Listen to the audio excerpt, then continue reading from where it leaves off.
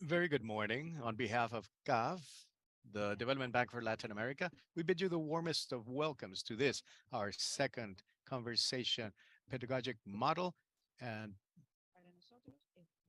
teachers training. Oh, sorry.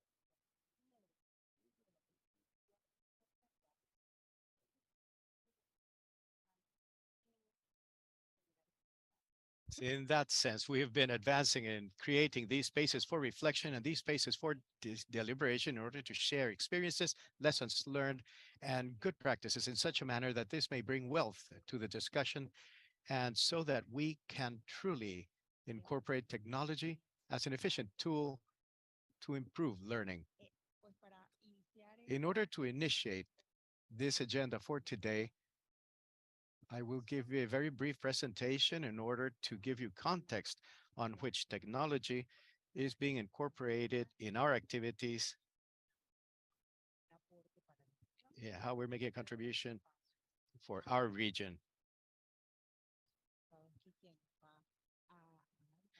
Sandra Borchardt.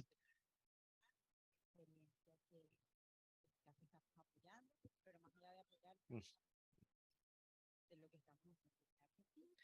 And we will explain what we're doing over there in Argentina. And then my colleague Cecilia Jambi shall model a panel in which we will have the opportunity to learn of the experience of the Omar Dengo Foundation from Costa Rica, as well as the Ministry of Education of Chile, which together with Cecilia Martinez from Program.AR will have a very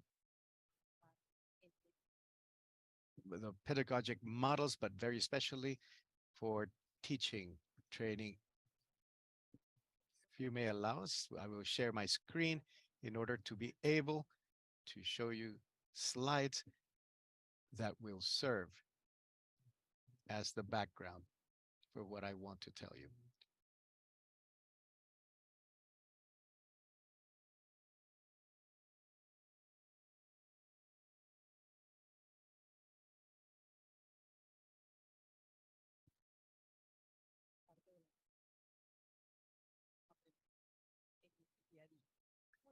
Very well. Very quickly. We will start at the beginning, and it is why is a bank like CAF, which maybe you all know because of its role financing great infrastructure projects and roads and hydroelectric plants and water and sanitation. And why is it now having an emphasis on technology? Well, first of all, because of the role that it can play and which it actually plays as a tool for learning and to help us close gaps that, as we all know, the pandemic has deepened. Well, we still do not really know the real impact implied by the pandemic and the total closure of schools, but some calculations made by the World Bank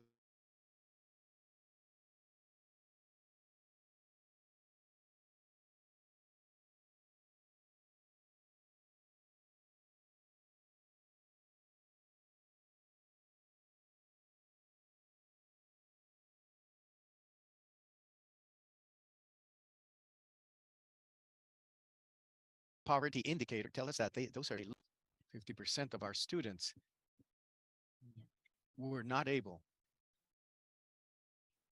students could not read or understand a simple text. Well, that advantage is getting to 80%, with which, and it has been proven empirically, technology can be one tool, one instrument to support the teachers in order to close those gaps in a faster manner. Because more now than ever, it is very important to be able to progress in this sense. The other reason for which we're interested in technology is that parallelly, we need to start closing those gaps, but we must also prepare ourselves and prepare our young, our children, our youths in those skills required to face positively, to face the opportunities eh, from the fourth industrial revolution, a revolution that, as we all know, is much more dynamic,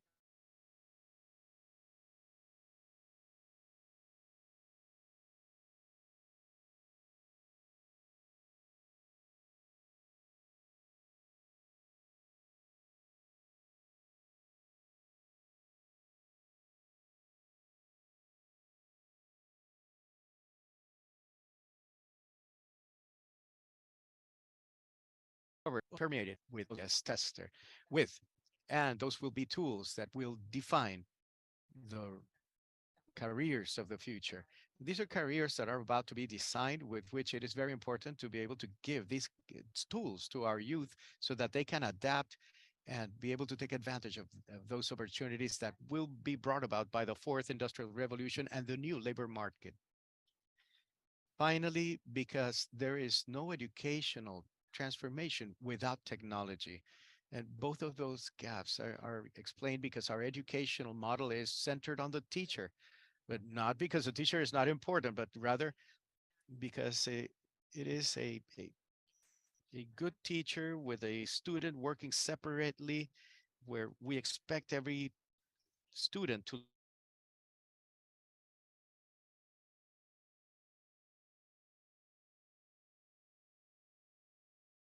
system where the teacher is a more fundamental role as a support, as innovator with the different tools, and among them technology, where learning can take place in anywhere, not just in the classroom. And the main objective is to solve problems with the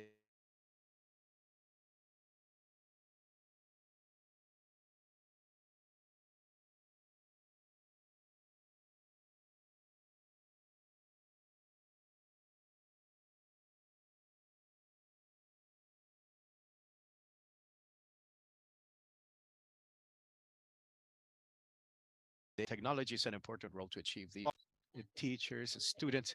I would only like to show you this image, which comes from a study run by CAF in alliance with Intel and the Center for the Fourth Industrial Revolution of Colombia, where they took a sample from seven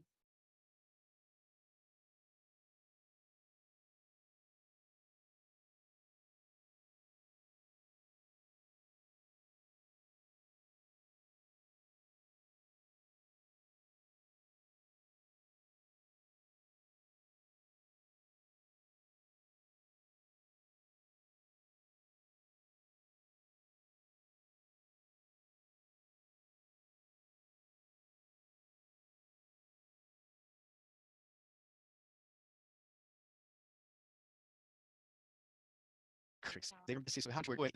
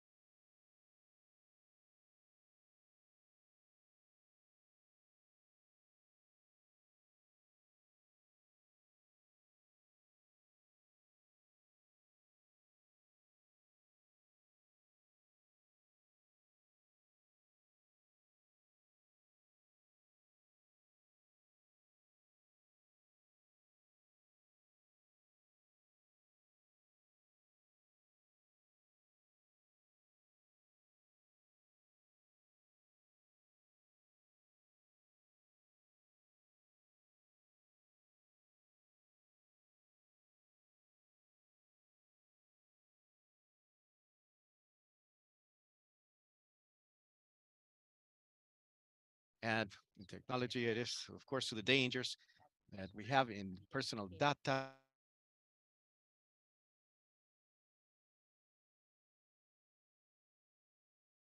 We also have to take into consideration in platforms and the results and follow-up, and of course, and no less important, training and the training for teachers, because without that variable, everything else does not really have a great deal of impact with regards to learning. And as a basis,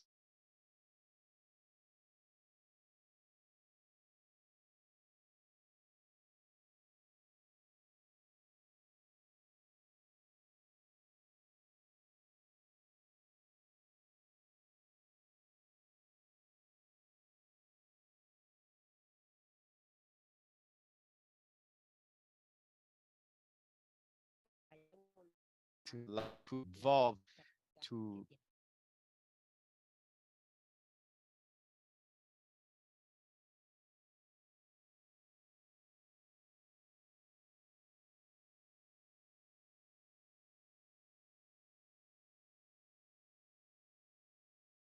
with a view to integrality or comprehensiveness, where connectivity and the equipment play an important role, as is the case of this project in Santa Fe in Argentina, where we are supporting this region in improving their connectivity for the community because they are thinking of an educational model that goes beyond school, of course, but also supported by components that make the training for digital skills for generation of content and platforms, and which seeks to improve 23,000 students and 30,000 teachers. Projects like another one that we have in Argentina, in Jujuy, where we bring together infrastructure elements with content, with technological resources, and once again, with training for the teachers as well as for the directors and administrators as to how to adapt the curriculum to these new times, incorporating digital communication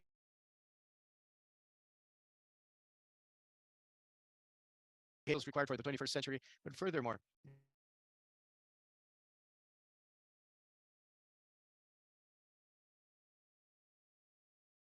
in the measure in which our follow up their educational policies, in that measure, they will be able to make adjustments in time and form.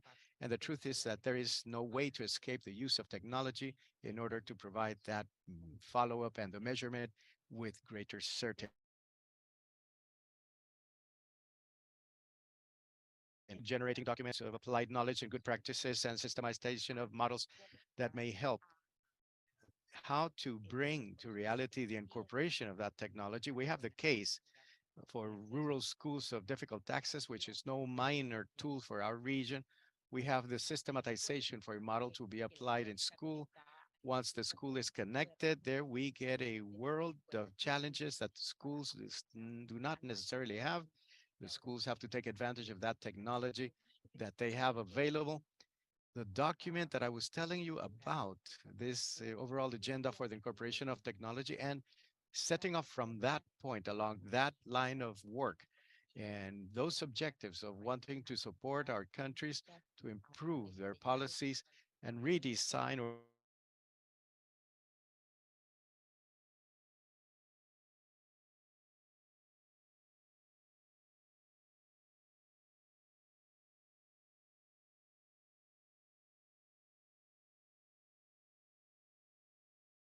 we have also made available overall integration of technology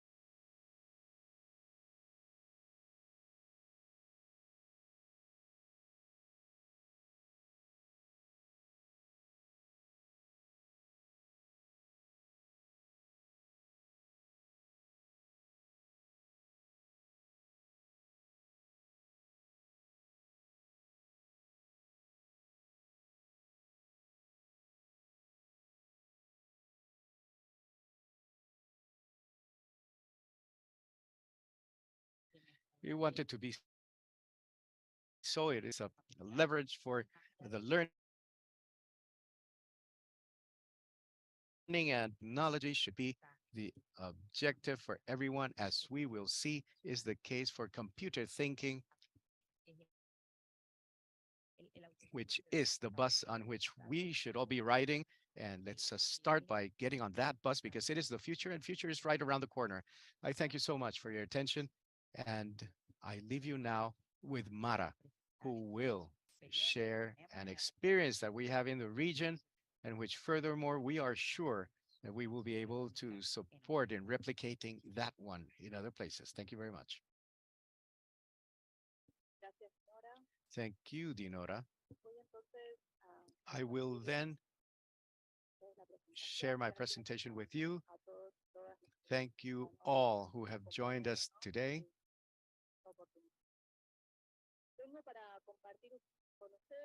I come to share with you, as our colleague was telling us just now, the program for the initiative Program.AR, Program.AR. We are part of a public-private Argentine institution, which is the Sadowski Foundation, which supports the sciences ministry and the software chambers.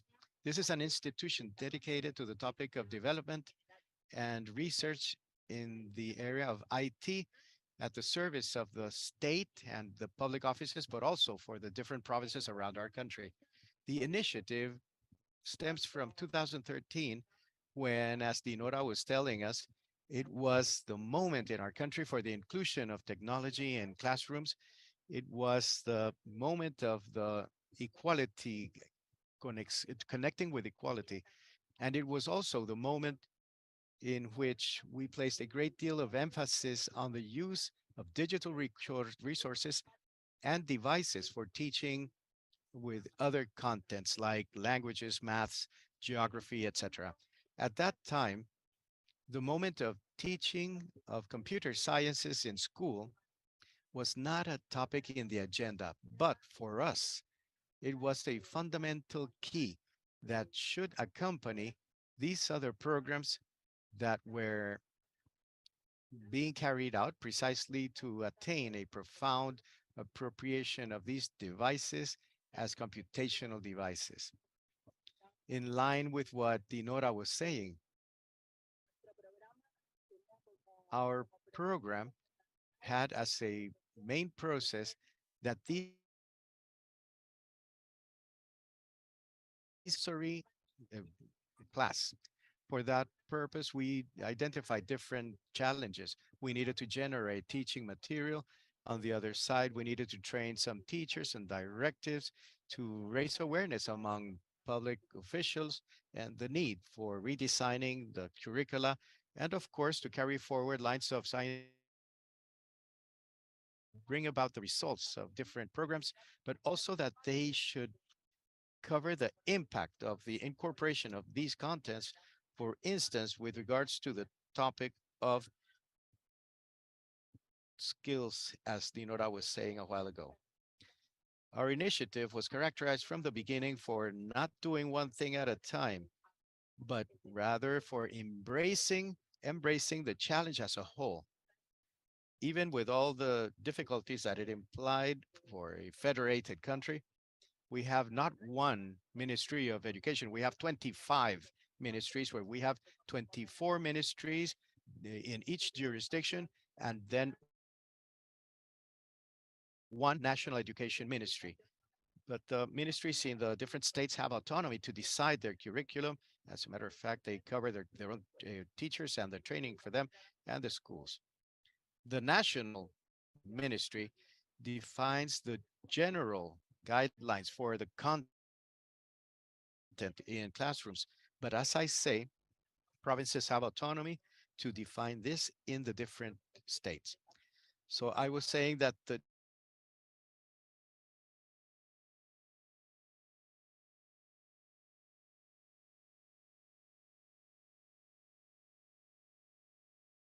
challenge relationship to the possibility of implementing. Due to that challenge, our office took to the task of identifying those imparts for the room. And in that scenario, the first allies were the national universities with technology careers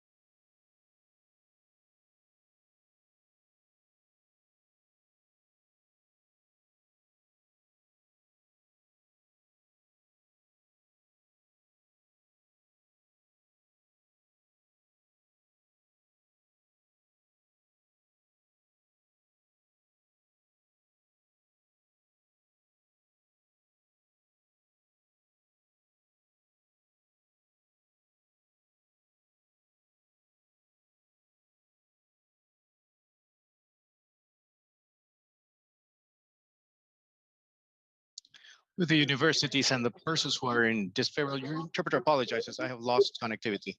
And they are left outside of the possibility to participate in a world whose organization is structured based on computational technology, information technology, meaning these are the pieces of knowledge that we need to understand the world of today, but above all, to be able to participate in this world with true arguments in order to be able to transform it.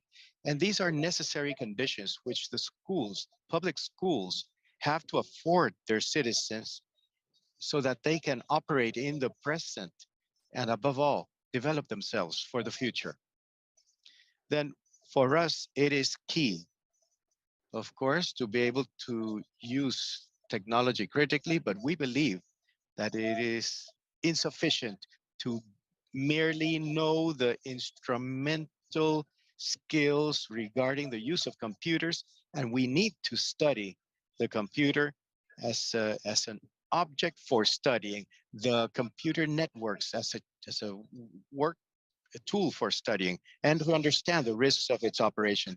And we need to talk about the creation of tools for which it is essential to learn these things that are essential as in order to participate with good information in debates today. And we are discussing whether electronic voting, yes or no, security cameras, yes or no, and in order to define whether positions are increased, and in order to define whether it is good that computational technology should mediate in a number of scenarios in our lives where perhaps they do not really improve anything or they do not contribute. And of course, the possibility for demanding the respect of the individual and collective rights.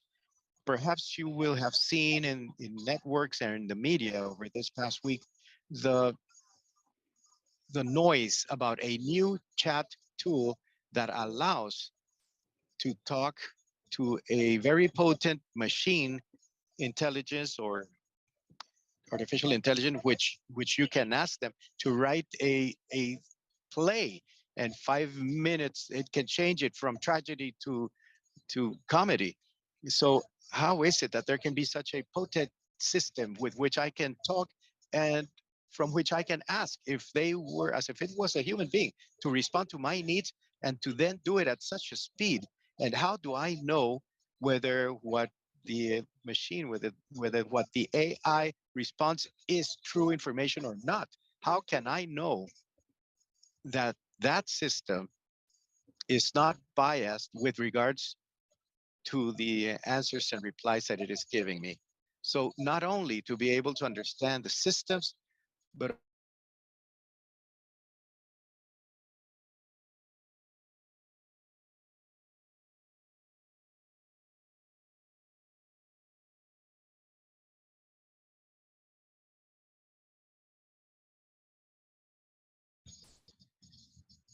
and the government, which has clearly advanced in its designs and the training of its teachers, but it is ever more present as a need.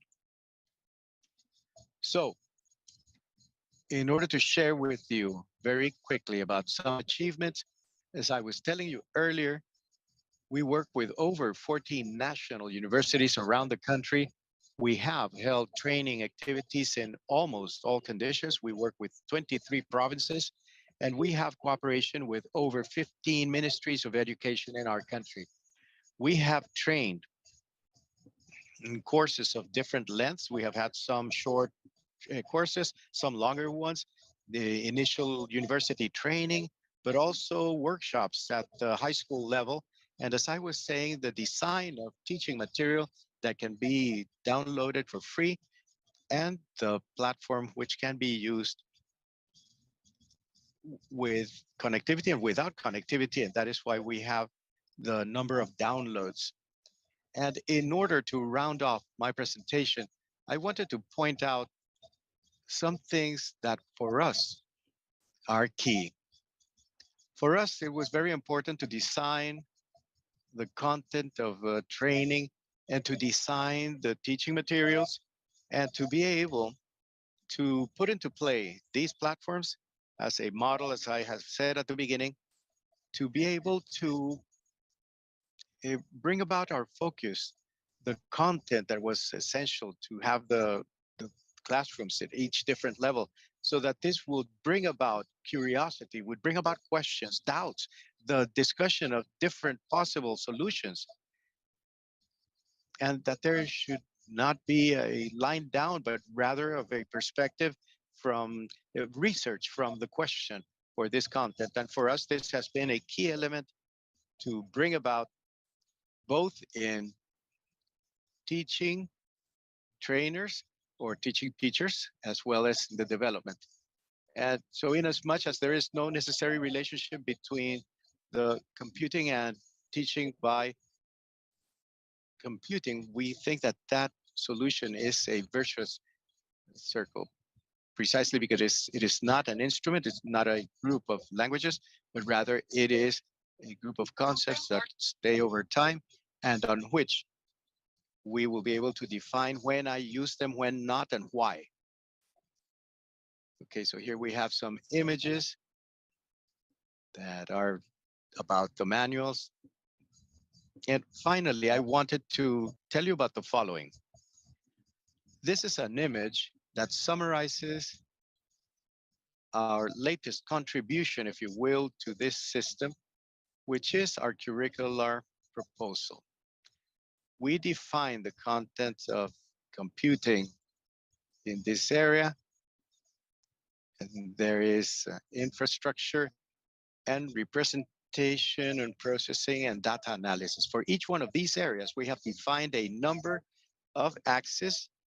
And for each one of these axes, we have one knowledge that is brought about, setting off from the taking on a number of topics and setting off from the teaching proposals that we bring to the classroom. Together, through the training of students, the approach to these topics brings about these computational practices that we see at the top of the screen to recognize and develop solutions to computational problems, to create and modify computational devices, to develop, use, and open abstractions, to test, refine computational artifacts or devices, to identify and communicate problems with computational devices. These are the things that for us, the boys and girls have to know by the time they complete their high school. And for that, we believe it is necessary that we have a curricular space where we will approach this in the training, and there should be teachers that have been trained in this so that they can take on these contents in the classrooms. And there should, of course, be contents that would allow them to carry forward the activities with quality. And again, not with the intent of training professionals in the discipline, but rather to train citizens with knowledge of computer sciences. Now, when we come to the classroom, we do not we do not take on these pieces of knowledge that I have shown you organized in these four areas, depending on the development of those practices, but rather the implementation. We think setting off from projects as this one, the project Planea, where we bring about the different areas of knowledge broken up by activities that may be significant for the boys and girls. In this case, it is the development of a mobile app to be able to play through a phone, through to a game that is very traditional, which is stone, paper, scissors, for which the student has to understand the rules of the game, has to define different strategies and anticipate how they will get results depending on the different iterations, and then translate that into the language of the application, which is open and can be used in cell phones. And finally, to think about how they will gather the data from or the results from the different uh, rounds of the game. Now, as you can see, we put into play contents from the different areas that I have mentioned a while ago, broken up in one single project. Of course, for the students, this structure is transparent.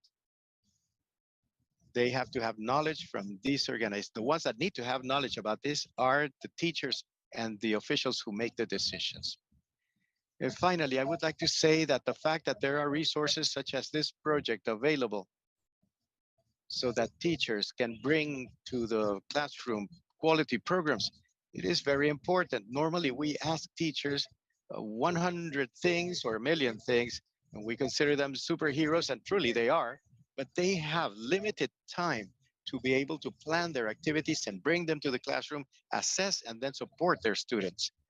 So this is a new discipline for the educational compulsory formal system. It is a new discipline for teachers training, and we consider that it is very important that at these early stages, until we have careers for training teachers, in order to train professors who are specifically trained for computer sciences, we need to have sufficient resources besides continuous training so that these contents will arrive with a certain degree of,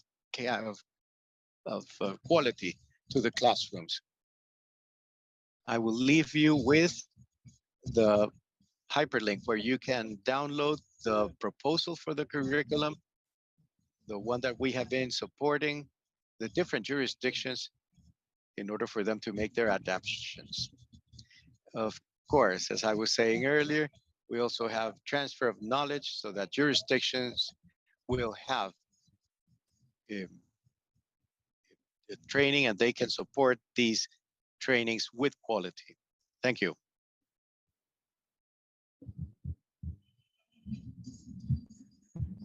Very well. Thank you so very much, Mara, for this presentation. Brief as compared to the whole Program.AR initiative. It is our pleasure to support for some years with support, with financial support and technical support through the entrepreneurship capacity.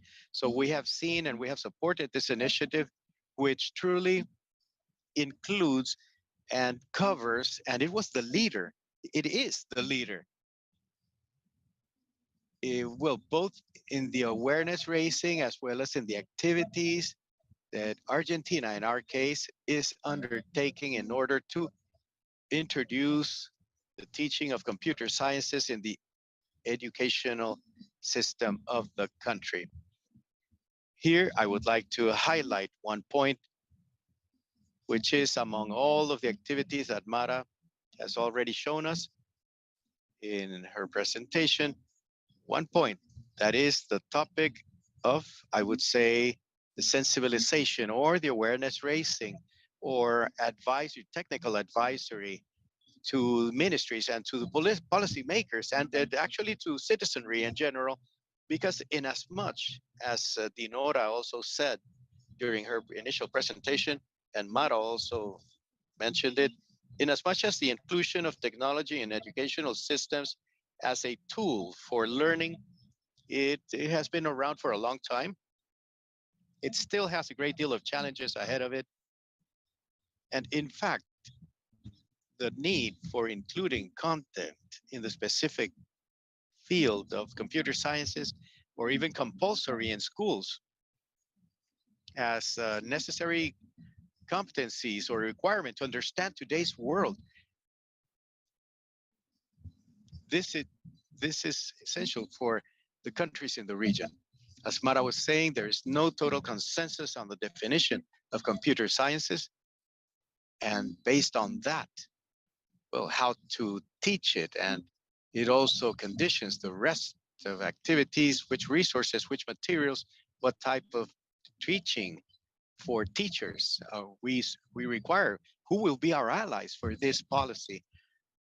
So in order to continue to delve deeper, setting off from the experience of other initiatives around the region and to be able to reflect on all of these, now we have, and I will introduce this expert panel with experts from 3 different initiatives from 3 countries that have managed to progress in strategies for inclusion of computer sciences in schools, and they have a great deal to share with us.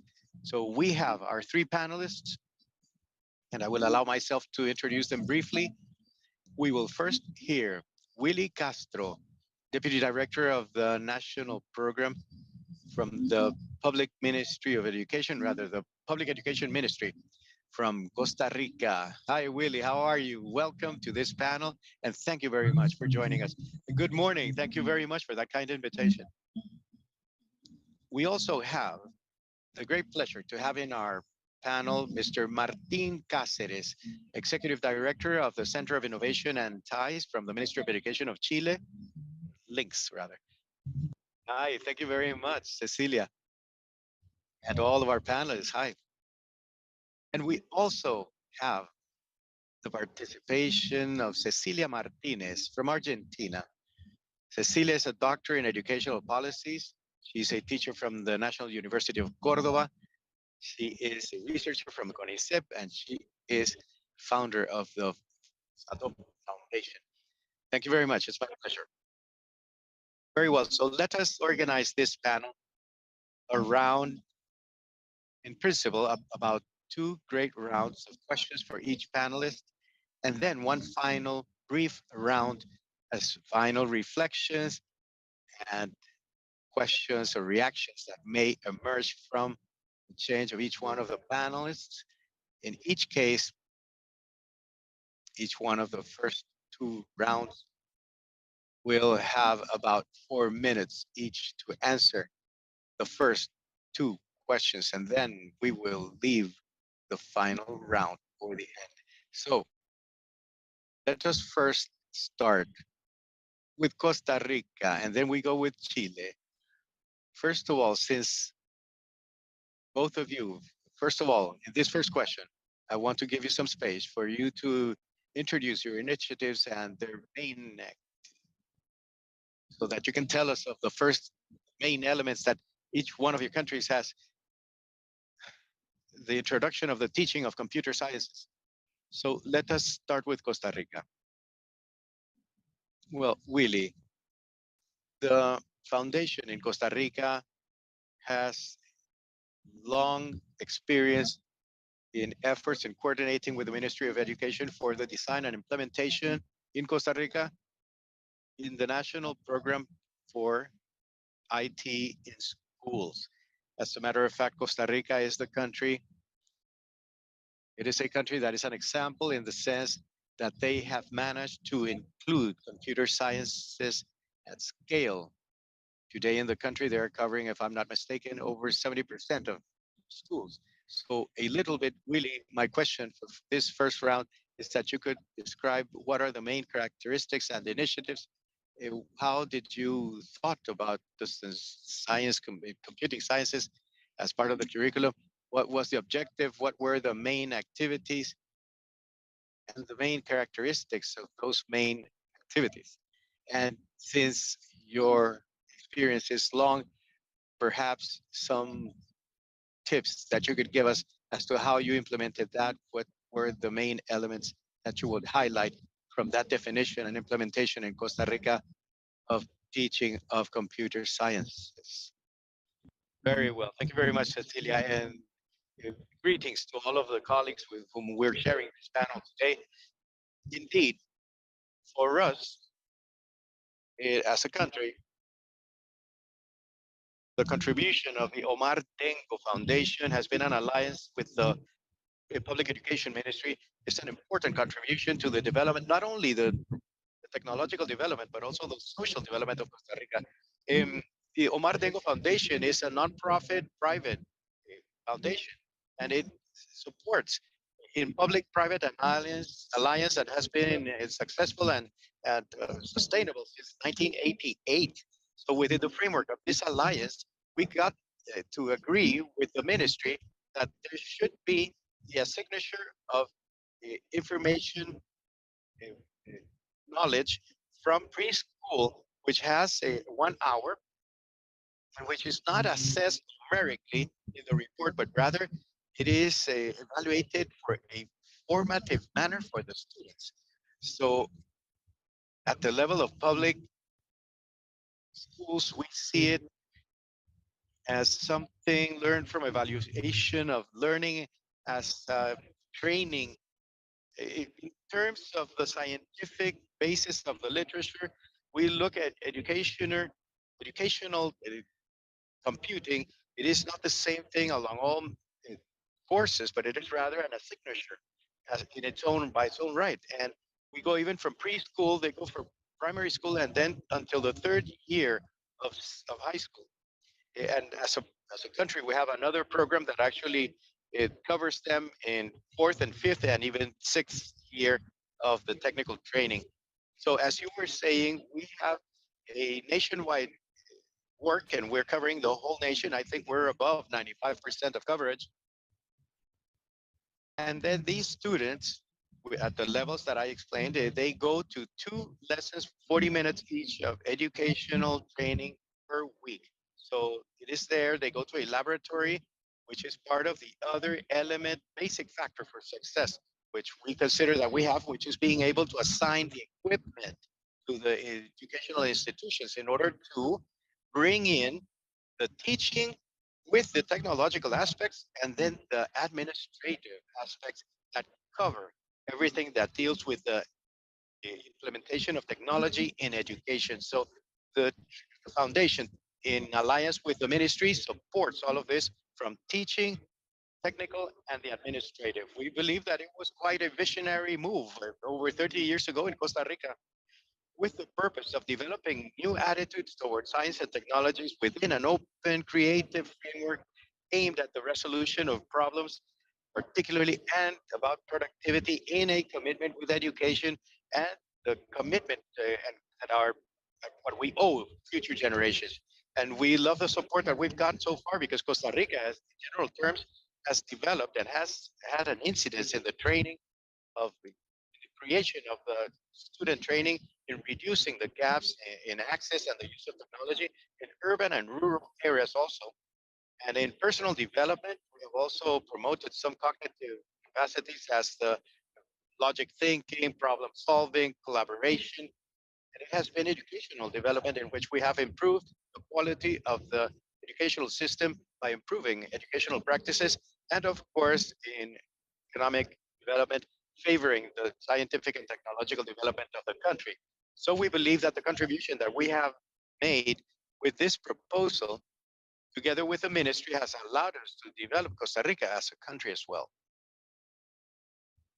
Thank you so very much, Willie. And the truth is that, yes, it is indeed worthy of highlight that collaborative work of the foundation, the Omar Dengo Foundation, very closely together with the Ministry of Education of your country. I believe that in this field also, we would like to hear some other experience. It is that important to have those alliances of ministries with non-government agents that have the know-how and which can really have a very important role in the design as well as the implementation, particularly if you want this type of policy to last in time. Let's listen from Martin. Let's hear the case of Chile. Martin, in the Chilean case, and as much as I do understand that enlaces, liaisons, yes, a group or sector has a long history with computing sciences in schools, but it is more recently that we have designed and implemented a pilot program within the National Plan for Digital Languages. So in this case, well, I would like you to, well, first, in this first round, tell us a little bit about it, the National Plan for Digital Languages, the pilot implementation of this strategy. And in these dimensions, yes, how have you considered computer sciences in the curriculum? What strategies for implementation have you had? And by the same token, it is a pilot that would allow primary results and learnings that you have been able to find from this first round of implementation. And please go ahead, Martin. Yes, thank you very much. Well, I'll tell you a little bit about how it has been faced in Chile. Yes, Enlaces, Liaisons, has a long history. It's 30 years as an institution. And in all of this history, we have been working specifically in computer sciences, but also about the skills. And there was a framework, which was the skills that are needed for learning. So these are very related to with this thing that it points to, which is more cross-cutting about meaning the critical use of technologies, creating solutions based on information, participating in debates regarding the far-reaching effects of technology. And all of that has been taken on in the signature of technologies. And as a matter of fact, we have a signature that we start in primary school and we work through the second year of high school, and it's based on problem solving and it is quite broad. So there is a super interesting space there for to incorporate new things. It is a very dynamic curriculum. So that on the one hand, and also in a cross-cutting manner in our curriculum, we have these skills, suggested skills for cross-cutting through all the signatures. So if you look at the curricular documents, you will see how we connect to the different objectives of the learning with these skills that deal with the use of technology, the critical use of technologies, and assessing what information comes from, where information comes from, and problem solving in digital environments as well. Besides that, I'm sorry, I have a bit of a cold, so it will interfere with my presentation. But if we have something that is more recent, in the last 2 years of high school, there is an signature that is an elective signature called computational thinking and programming. It is an elective signature which falls within several objectives of deepening if the students want to follow that, if the educational institutions will offer it. We run a poll with the students and we ask them, what do you want to delve deeper into? And they can take this as signature, and the national learning centers should offer those. We've had that since 2019 and it has been growing. There are so many, well, we do not have too many establishments offering that, but that is the intent.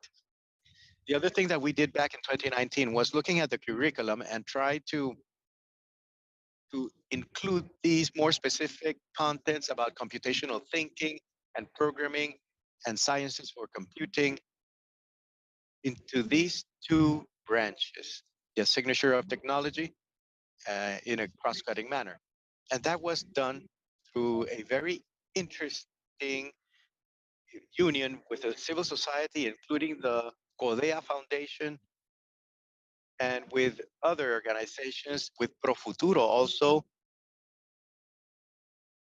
to offer courses of professional training for the teachers and also curricular assignments, meaning at what specific points of the curriculum, both technology as well as the signatures, can we incorporate these skills. So we have performed some very interesting work in that portion from different sides. The topic is that upon the arrival of the pandemic, there was an interruption. I don't know whether a radical interruption, but yes, it did lose momentum because all of the teachers, teams were overcome by the situation. I mean, how to face the teaching, and there was a prioritization of the curricula. So we had a lot of flexibility in finding out which things to focus on. And in some cases, it was very interesting that we saw that this was included because it is a very interesting new window using the tools of computing development to solve interdisciplinary problems. There is an enormous potential that we need to look at in an autonomous manner as teachers teams as well as in different organizations.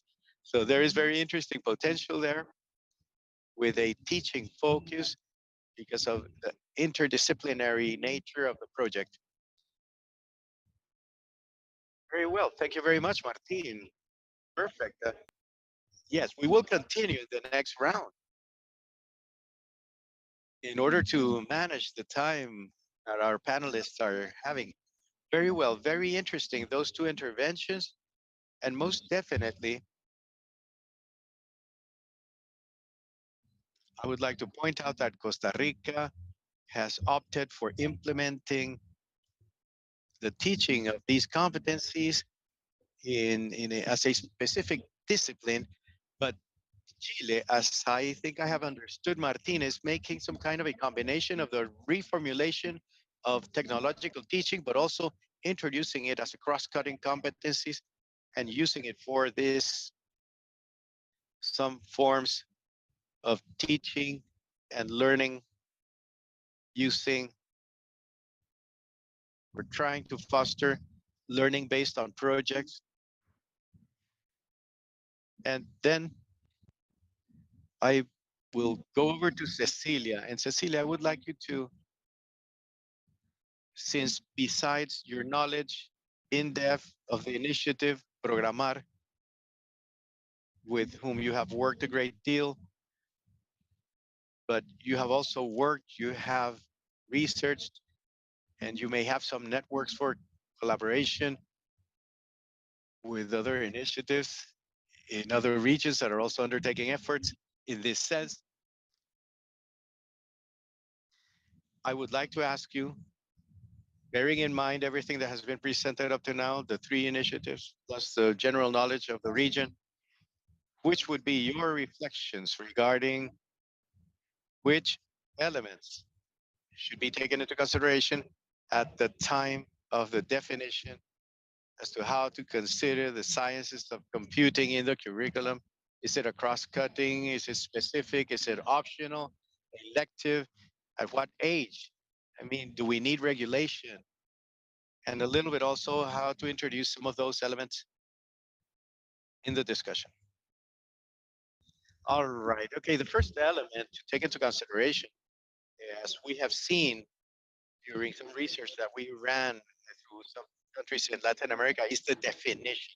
First of all, what do we mean by computational literacy? It is a concept that has been evolving over these few decades.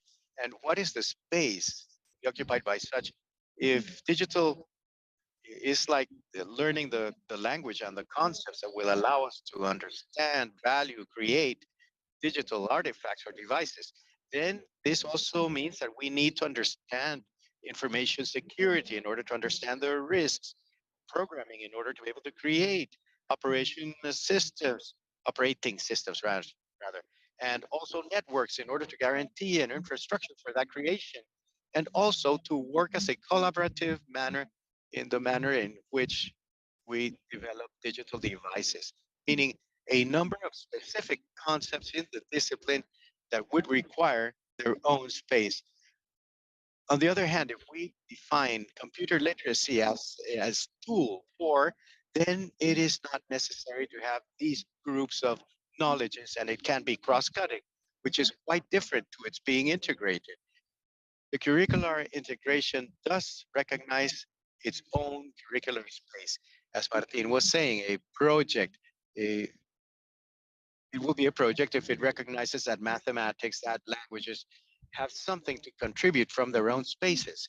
As an analogy, we could think perhaps in the curricular space of the languages, where we can teach our students to use a typewriter, analog or digital, but not necessarily does the use of that machine mean that they can produce a text of such gender. I don't know, maybe a tale. In order to write a tale, besides knowing how to use the machine, we need to understand the language. We need to dominate the theoretical, technical concepts for the results, and most important thing, to think of an interesting story, an interesting message to convey. And those are the pieces of knowledge that allow us to write a story or to analyze a story critically or to use part of a tale, a story, to give it some, well, as is the story of Little Red Riding Hood, which has many versions different to the original. So with this analogy, we can clearly see that it is indeed necessary to have languages and literature, just like the space of computing is necessary. But what we seek is that our students be able to create technology setting off from their own concepts. Now, the points of reference from the countries that we interviewed in different places around Latin America told us that they have been debating a great deal with the decision makers about what are computer sciences and what kind of knowledges can be developed. I mean, what's the teaching sense also? So then the other element is, what is the sense? Why should we include the computer science in schools? Our region has enormous digital gaps that have not been part of the teaching specialized discourse that has been specialized for the gap of use, but not in the gap of knowledge. So the sense of inclusion of computer sciences, we believe, has to be an emancipatory sense. We must understand the digital world. We need to understand what lies behind the algorithms in order to then participate in that world, not just as consumers, but by reusing, remixing, to thinking about problems and to think about solutions. Well, I think my time is up. Thank you very much, Cecilia. Thank you so much for your very super illustrating contributions. And I would highlight that point precisely that you made about the gap in the knowledge, the lack of knowledge, in the sense that it is important that we all, the students included, should understand not only to use, but also to understand the algorithms, understand how the technology works, and to be and to acquire those skills which today are necessary in order to fully join society of today. Then I would like to go during our second round a little bit towards a topic that is something that is key for all of this to be implemented, which is training of teachers, the preparation for the teachers, the contents, as well as the teaching of computer sciences is something fundamental for this to truly come forth and something that is critical. I believe that most of our countries in the region, and we can start that there is no critical consensus for the true need for including computer sciences in the curriculum or how to include it. So we have the capacities and the training for the teachers and the teachers for educational computing, as well as the teachers in general, the teachers in all of the educational system to kind of carry forth all of these strategies. So a little bit there, I would like to start again with Costa Rica. And also I see the manner in which the computer sciences are introduced into the curriculum also conditions the type of training that we will teach and to whom, to which teachers. So I would like a little bit that Costa Rica really starts by telling us how you faced this topic and which were the main lines prioritized training and how they were implemented to which teachers and which would be the main elements that you would highlight in the topic of training the trainers in Costa Rica. All right, thank you very much. Okay, here I will go back just for a minute to, to mention that the proposal that we have in the foundation has the main objective of developing these skills for problem solving, complex problem solving through computational thinking and through the computer programming as elements that will then allow us to develop this thought process with this resolution of complex problems. So in this sense, cities in terms of the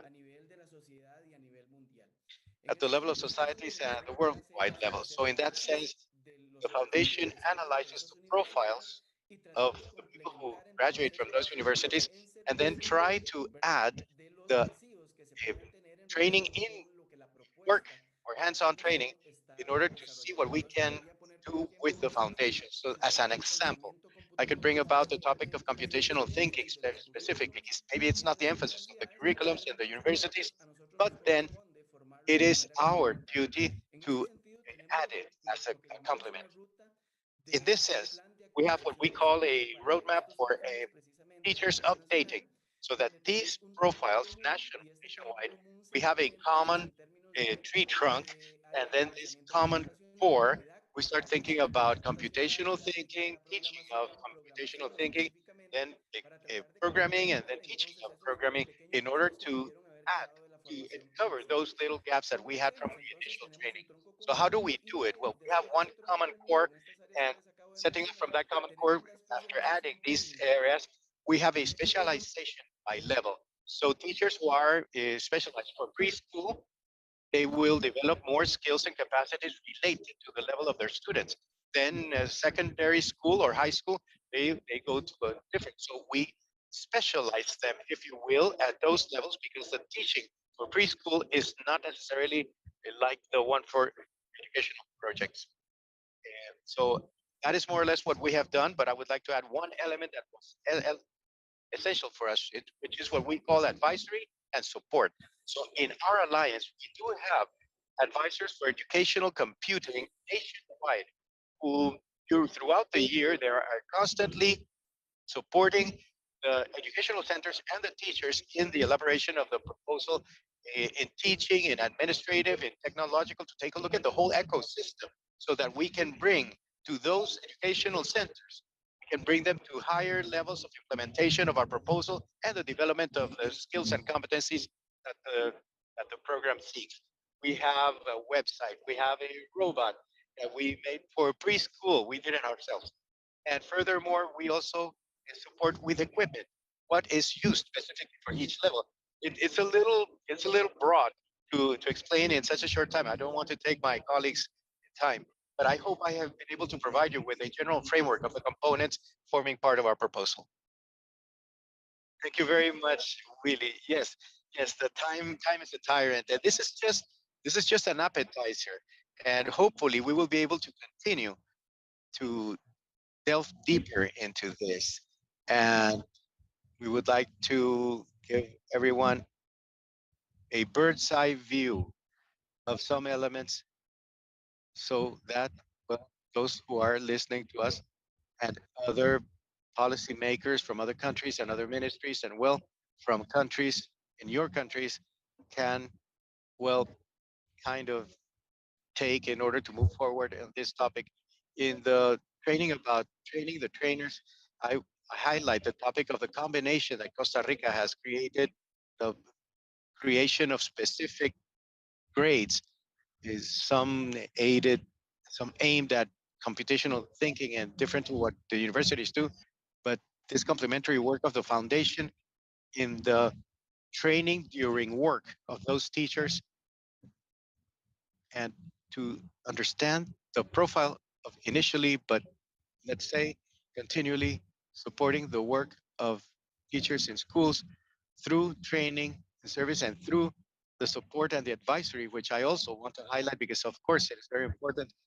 Mara also in her intervention during the Program.AR initiative, they are also doing important work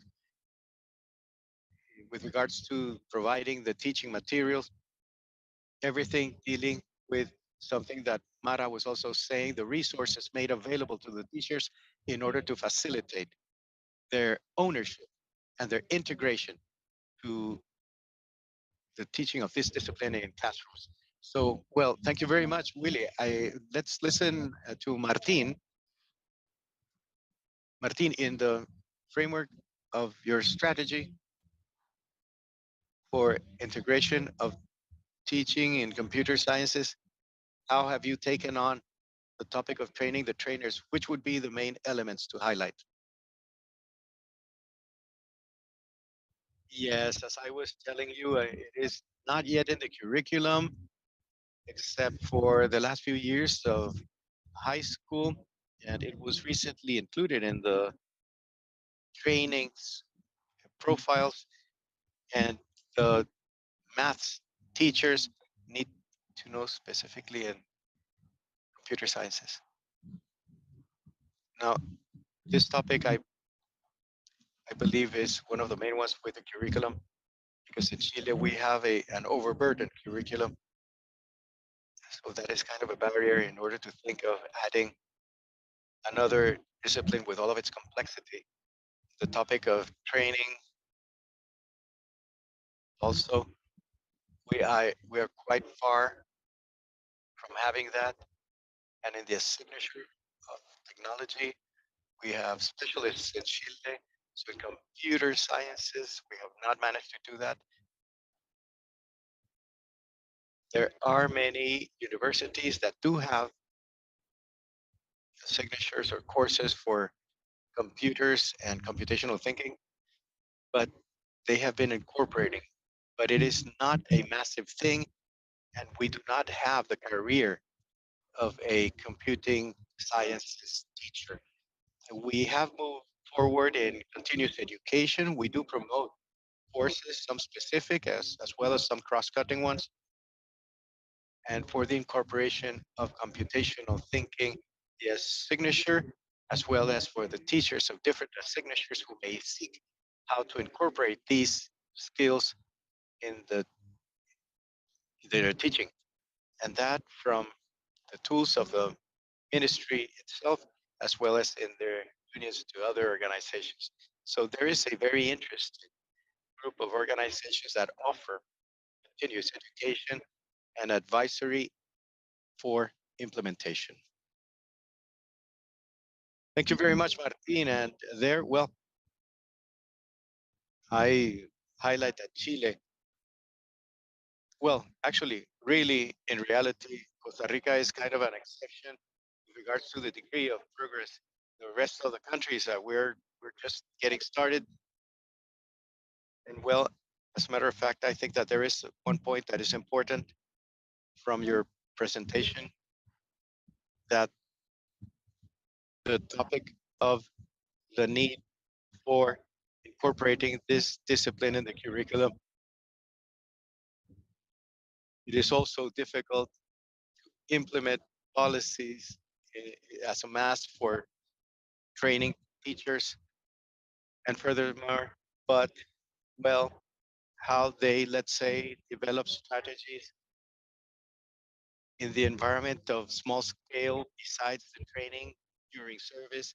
And I think it is interesting what you tell us about the strategy that you're adopting, and we believe other countries are also doing it with, which is making an alliance with other organizations or foundations or non-government players to be able to implement some strategies for training during service that may permeate the introduction of this teaching for the current teachers.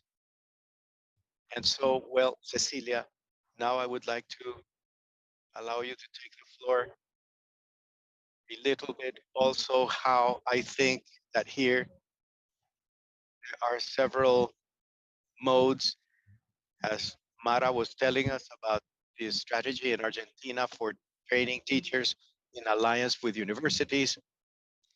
But well, it is more up to now, more progress as we have training in service and specialization, and also about initial training.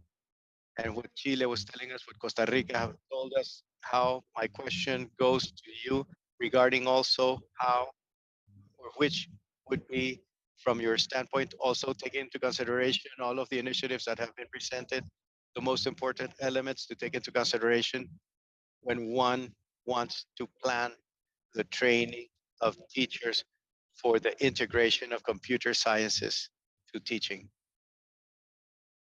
Well, I think that Martin hit that nail on the hammer in the sense that it is a problem, or rather, it became visible that it is a main problem in the region also.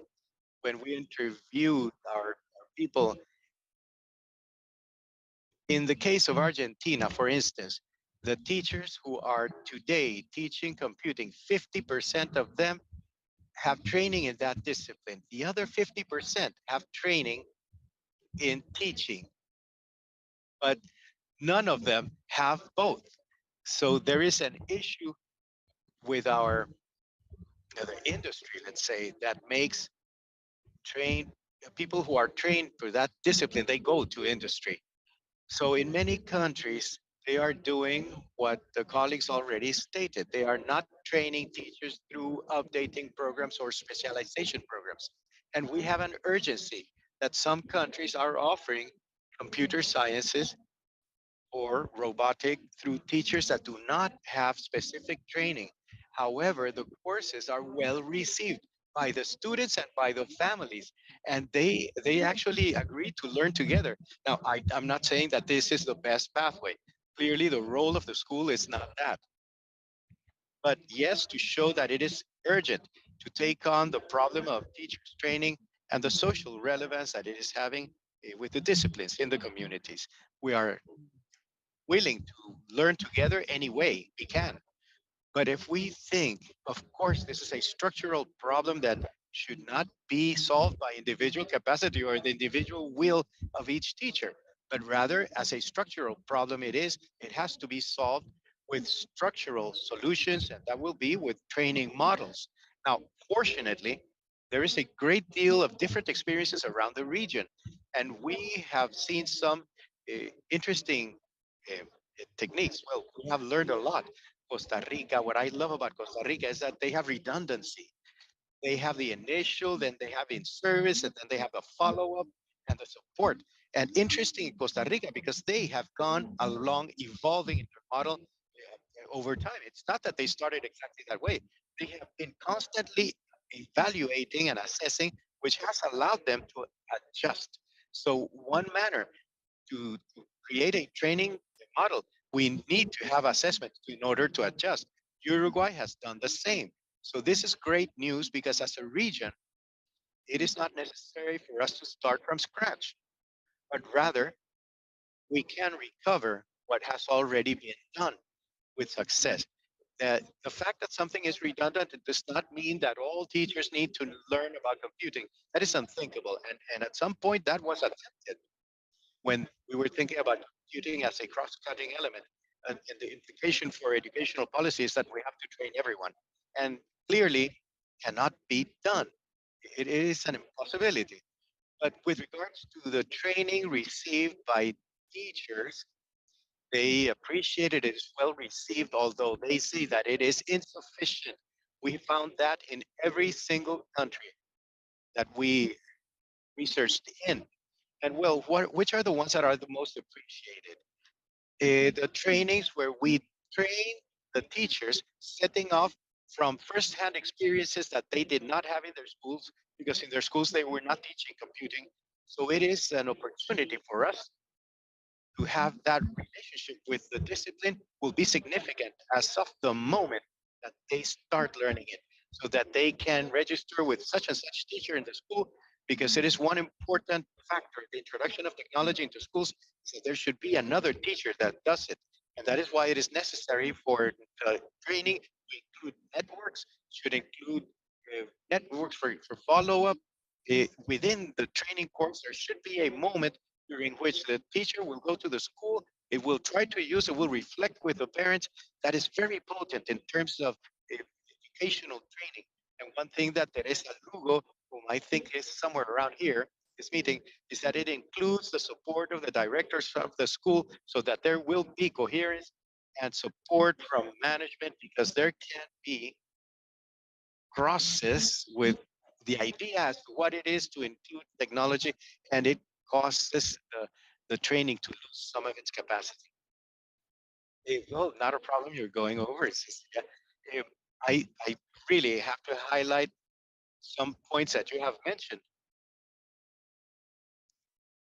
That important ingredient that training trainers has to have, setting up from what you called first-hand experiences, and yes, the networks of collaborators. We also have the need for assessment, yes, to continue to follow up and assess and adjust. Yes, also the Program.AR initiative has done it, and I think it is a very good practice because, as we see, it is a process that, as we can see in all the initiatives that we have here, it is gradual, it is over time, and it requires a sustained effort.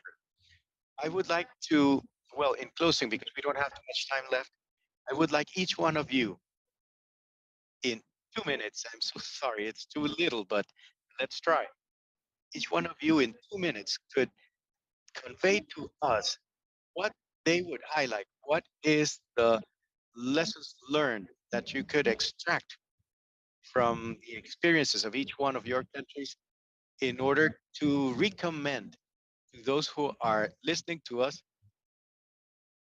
Let's say that you have to consider, and it's good to consider at the time of designing and implementing this policy in the educational systems. I will start with, I will start just to move it around. I will start with Martin. Martin, well, so share us 2 minutes these lessons learned or elements to highlight. All right, thank you very much. I excellent the idea to see from different systems how they have moved forward from Costa Rica and from Argentina. I would like to propose a question, just to dissent or to propose some reflection. I think that we all definitely agree with these great objectives and the final objective of making critical use of technologies and generate new solutions and tools and to maintain good information on the current debate and keeping an eye on the violation of rights. And I wonder whether that skill set come from computer sciences. You see, I studied computer sciences. I have a doctor's, but my colleagues will have to, my no, my schoolmates will have to forgive me. But there are places where we do get that type of skill. But the more complicated ones come from humanities teachings. But if it stays in humanities, if we do not incorporate the profound learning, then that dialogue will never take place. So I would invite us all to make a reflection as to how to invite philosophy, humanities, literature, arts to join these reflections about computational thinking and programming. In order to have that, we need interdisciplinary dialogues that have to be very deep, that have to take place in universities, from public policies, from training of teachers. I think that's kind of the next step. So I'm just going to leave our panel with that reflection.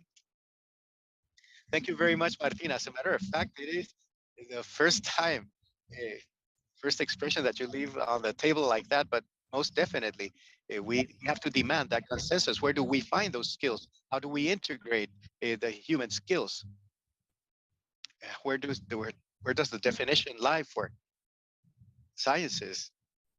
What to consider sciences for computing, and what skills, or whether it comes from computer sciences, or whether we have to integrate other disciplines. Willie,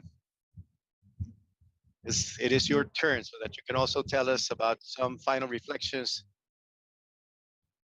regarding your experience in Costa Rica. Thank you very much, and thank you, Martin, for tabling that topic. I think that we're going to need two or three fora because it's a great deal of things that we need to reflect on. I think that here we have just focused on one domain, so to speak, if I may, but I will repropose some that could be not only lessons learned, but challenges that could give us space for other moments for debate. For us, one key, the public-private alliance. The public-private alliance in itself is a lesson learned from a successful mechanism of, out of from which both parties benefit.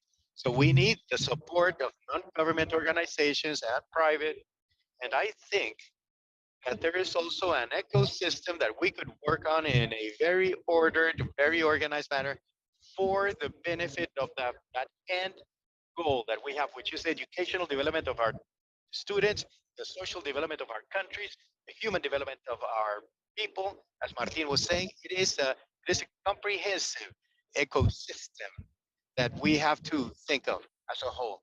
For us, it has been very important to be able to have an incidence in those three dimensions that I was telling you about, the integration of technology, the teaching, the technological, and the administrative. Because if we separate them and one only has incidence on the teaching, then you will depend on third or maybe fourth parties for the other elements, and then the activities will not move along the same line.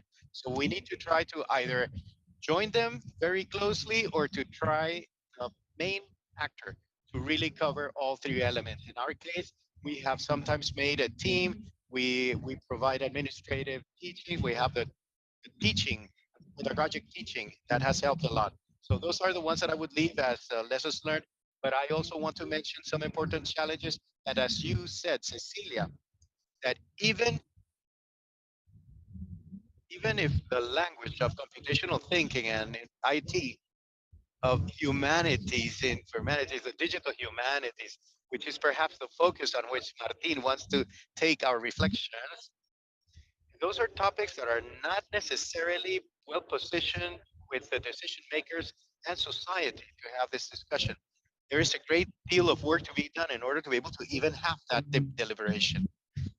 Even among the teachers, we have realized that we have some teachers who, yes, they know about computers, they know about teaching, but their dialogue about computational thinking and the impact of technologies on society are not really their fortes. And then two more things. We are working on the certification for teachers in order to have some kind of a standard for teachers that will allow us to measure and elevate quality. We're running some other longitudinal studies in order to see the effect of technology in the development of computational thinking. That is a complex topic to research. And furthermore, we would also like to work a little more on inclusiveness in educational centers where we do not necessarily reach with these technologies. And now I'm talking about equity, equality. We have some educational centers in indigenous populations where we do have the proposal, but there are many other players from society that we're not bringing in completely. So I think that leveling out that equality is important to work on this dialogue to which Martin has invited us. Thank you so very much, Willie. You have thrown a bunch of topics on that table. Yes, not only, as Martin said, the need for dialogue and consensus as to what we're talking about, and then the implementation, alliances, public-private alliances, adoption, and so on and so forth. Many of the central issues to be taken into consideration for this policy. Cecilia, please, 2 minutes. Final reflection. Well, of course, I agree with my colleagues. And the reason for which that debate about critical pedagogy or the teaching, critical teaching for teaching is because there was a previous selection that was supposed to be neutral, and the idea was to include something new into schools. And the new thing was about the usage and digital of hegemonic cultures, and that is the reason for which we are not including uh, open software. We're not including a hacker ethics. So you see the selection of the content for computing, and Martin knows more about this than I ever will.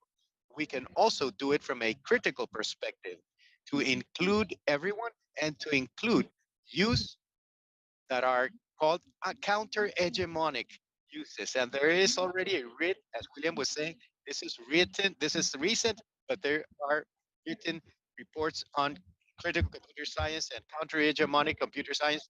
And so, anyway, there are some translations, and we could go back and forth, but it is recent. The good news, there are countries, and for me, this is the lesson learned, that countries that we see that have moved forward, like Costa Rica, like Uruguay, in the implementation of the curriculum, are countries that have managed to put together some networks that have allowed two things. First, to bring wealth to a theory of change. That is the true north. This is the teaching that we want in our schools. The second, we want to bring wealth to the capacity for change. These are the resources, symbolic, material, that provide us from these networks in order to effect that change. So, what is the lesson learned? There is a lot of to be done in Latin America, but a great deal of things have already been done. So, continuing with the critical perspective, I think we need to work more collaborative in order to center on critical perspective. Very well. Thank you so very much, Cecilia. And now, since we are officially out of time, I'm going to close out, but I want to highlight a couple of things out of everything that has been something we already know. Technology has changed the skills required to work and to participate in current society. And it is important that everyone have the young children from the beginning should have an opportunity to learn about algorithms, to learn how the internet works. I mean, there are things that, let us say, we need to reach a consensus on exactly what, how, then I do believe that there is a certain degree of progress, and well, we have to advance. We have to move forward, setting off from there, and we need to introduce the teaching of these skills in schools so that we can all bring about the opportunity, equal opportunity, so that everybody will have access to these pieces of knowledge and these competencies. The other thing that I think that is clear is that the countries in the region have a huge challenge before us. All of these things require sustained effort. They need resources allotted for this efforts. They need alliances. They need collaboration. And well, they also need this last thing that Cecilia said, to be able to exchange and learn from one another, because there is already progress. We do not need to start from scratch. So to be able to learn from one another and know of the experiences, I believe it is quite valuable. I believe that I'd like to take advantage of the opportunity to thank you, to thank Mara Borsha from the Programar, and Martin Cáceres from the Ministry of Education of Chile, Willy Castro from the Omar Dengo Foundation in Costa Rica, and Cecilia Martinez, who is with Programar, but she has a view of several initiatives. And I want to thank you all for the openness. Uh, you have shared with us your ideas, your experiences, your doubts, your challenges. And so, truly for us, these spaces for collective learning are very important. And so, on behalf of CAF, the Latin America Development Bank, I want to thank you all for your contributions. The participants in our webinar, we want to thank you all, those of you who are following us and who have connected to this event. So, without further ado, I declare this forum officially concluded. Thank you.